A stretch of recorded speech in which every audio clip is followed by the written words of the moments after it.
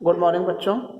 अभी तक आप लोगों ने पौधों को जानिए अध्याय में सामान्य संरचनाओं के बारे में पौधों के पढ़ा था।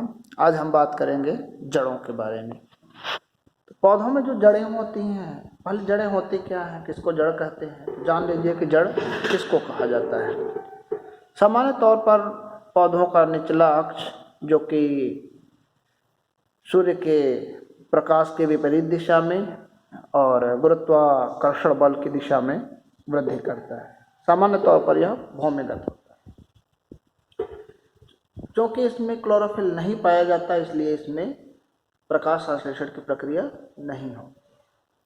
जड़ों पर कलिकाएं नहीं पाई जाती। जड़ों की जो अंतिम शिरा होती है वह एक टोपी जैसी संरचना से ढकी होती है, जिसको मूल गोप कहा जाता है। अंग्रेजी में इसको रूट कैप कहा जाता है।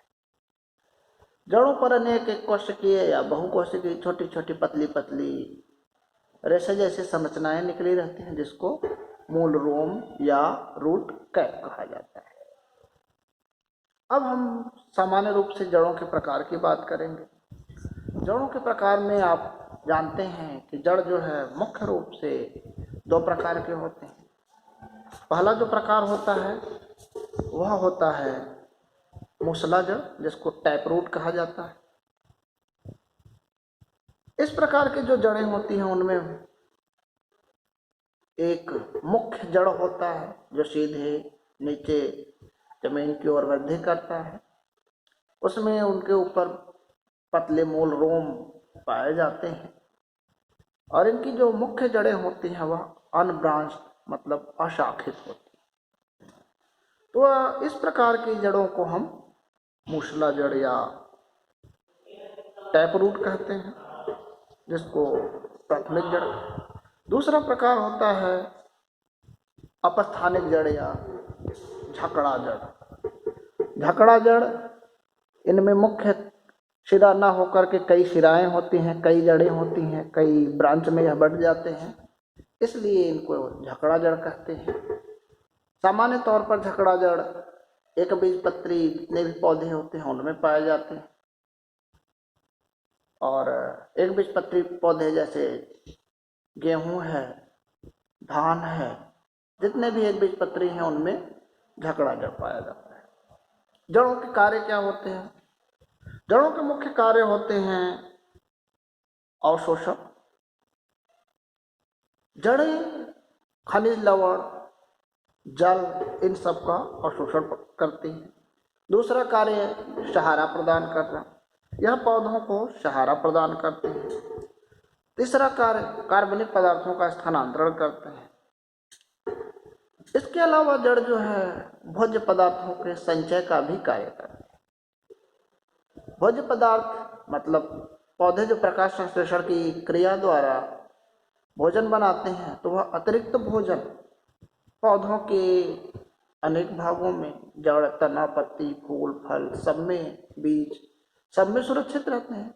तो उसी में एक प्रकार है जड़। तो जड़ भी भोजन संग्रह का या भोजन भंडारण करने का एक स्थान होता है। कई प्रकार के जड़ों को आपने देखा होगा, कई प्रकार के जड़ों को आप भोजन के रूप में प्रयोग करते हो, जैसे मूली है, गाजर है, चुकंदर है, शकरकंद है, तमाम प्रकार की जड़ें हैं। तो यह जड़ के बारे में रहा। अब हम बात करते हैं पौधे के सबसे महत्वपूर्ण भाग या सबसे महत्वपूर्ण अंग, जिसका नाम पुष्प है। पुष्प जो है पौधे का सबसे आकर्षक भाग होता है। यह सबसे सुंदर भाग होता है।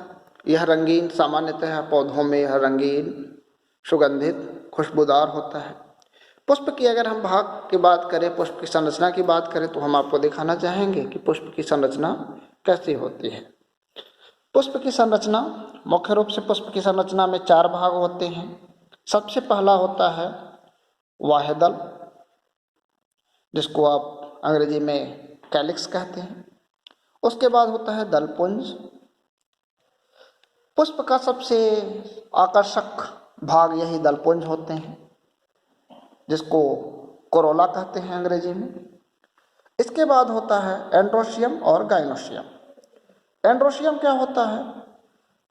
एंड्रोशियम, या इसको अगर हम हिंदी में बात करें तो यह पुष्प का नर जनन भाग होता है, जिसको हम एंड्रोशियम कहते हैं। या इसके ऊपर पराग कोश पाया जाता है। यह सामान्य तौर पे, यह संरचना आप देख रहे हैं, यह परागकोश है।